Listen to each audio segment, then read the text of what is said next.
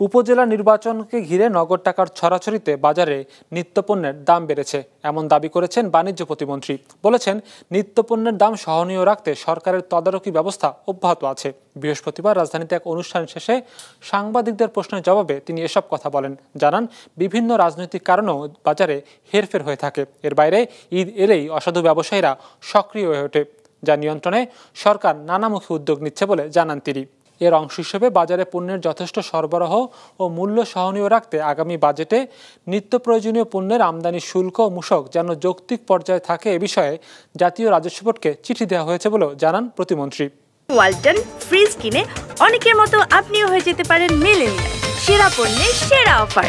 কিভাবে আমরা আমাদের এই দ্রব্যমূল্যটা সাধারণ মানুষের ক্রয় ক্ষমতায় মধ্যে রাখতে পারি এবং আগামী যে ঈদ আছে সেই ঈদের সময় যেন সকল পণ্যের সরবরাহটা আমরা বাজারে রাখতে পারি এবং দামও যেন মানুষের ক্রয় ক্ষমতার মধ্যে থাকে, এই উদ্যোগ আমরা নিব।